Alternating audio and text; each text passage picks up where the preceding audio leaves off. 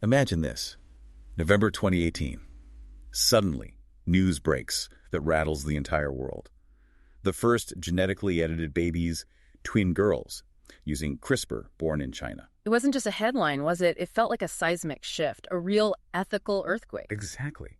It forces you to ask, what does it actually mean when we gain the power to edit the human blueprint, the very code of life, and potentially pass those edits down forever? Well, that huge question is right at the center of Henry T. Greely's book, CRISPR People, The Science and Ethics of Editing Humans. And Greely isn't just some commentator. He's a Stanford professor of law and genetics, a big name in bioethics. Right. He brings serious credibility. And crucially, he knows some of the key players personally. He's been involved in these major genome editing debates himself.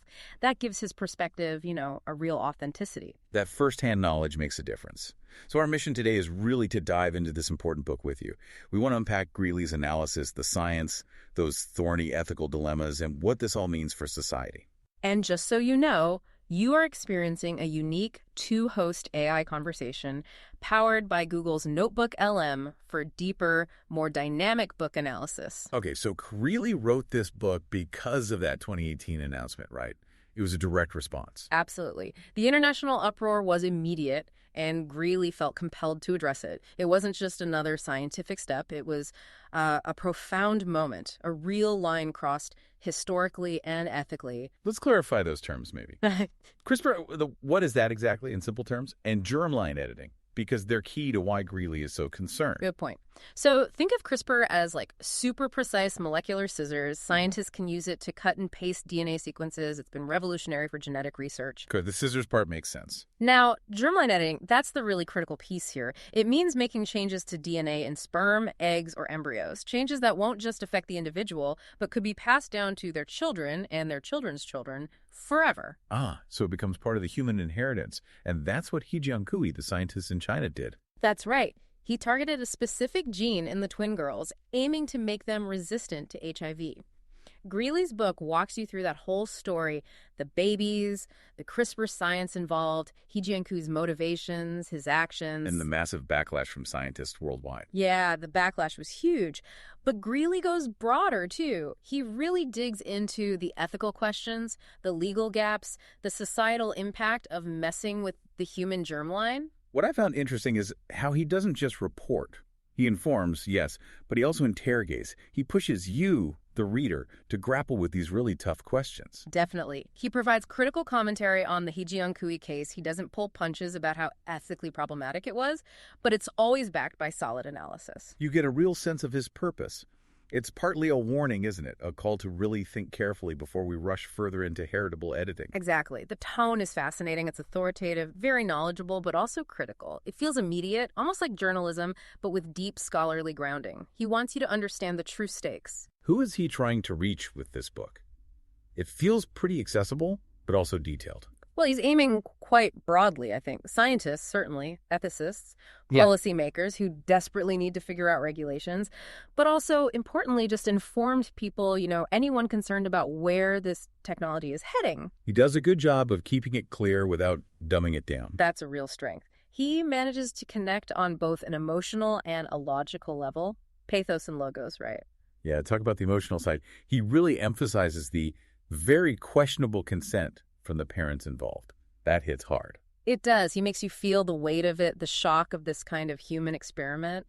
It plays on that natural unease we have about, the whole designer babies idea. He focuses on the kids, the families, what this means for them and for all of us. It humanizes the science, shows the risks aren't just theoretical. And he points to this sense of a rush for fame, maybe, that seem to override basic ethical checks. The unknown risks these children now face, that's a powerful emotional core to his argument. It forces you to think about the real-world consequences. Then there's the logical side. The book is built on facts, on ethical frameworks. He doesn't just say the experiment was bad science. No, he explains why, step by step. Flaws in the design itself, the almost complete lack of proper approval, that deeply flawed consent process we mentioned. He really breaks it down. Systematically, he shows why the science just isn't ready for clinical use like this, why the ethical hurdles are still massive. And crucially, he tackles the counter-arguments. Like, don't we need this technology to cure genetic diseases? Right. And Greely argues pretty persuasively that for most of the potential benefits people talk about with germline editing, we actually already have other options. Safer reproductive technologies that don't involve editing the human gene pool forever. That's a really important point. It reframes the necessity argument. Exactly. It dampens the hype a bit and grounds the discussion in current realities. Okay, this seems like a good spot to mention as we're getting into these complex ideas. Remember, you can find more insights and discussions on critical thinking over at Mindful Moments on our YouTube channel. It features AI book analysis designed to spark reflection and rational thought. Good reminder.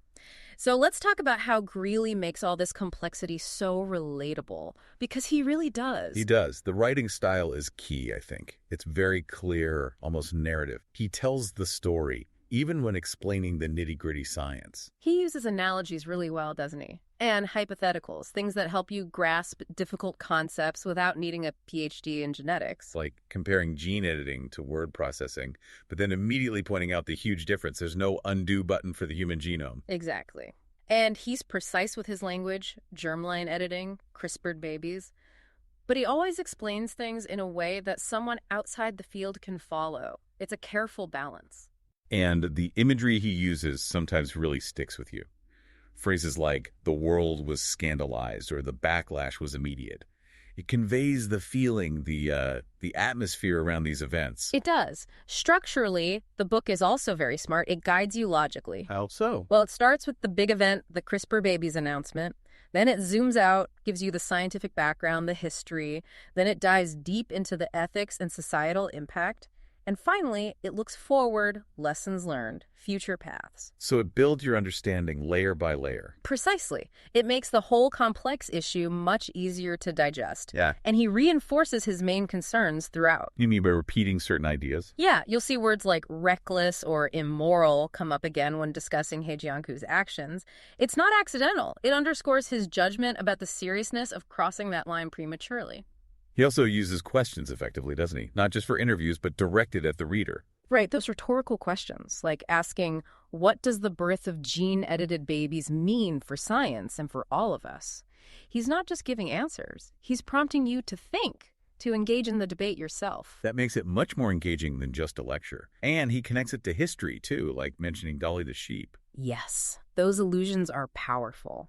They place CRISPR babies within a larger context of scientific breakthroughs that raised huge societal questions. It helps frame the significance, sets the stakes really high for germline editing.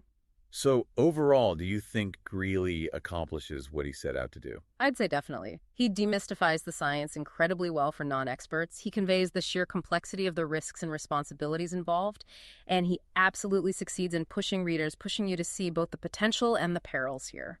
And his approach, while critical of this specific experiment, feels balanced overall. Yeah, I think so.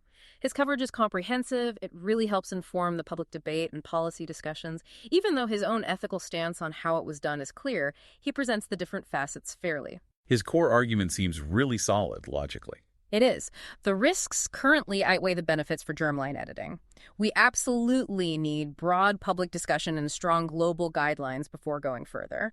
And crucially, safer alternatives often already exist for the things people hope to achieve with it.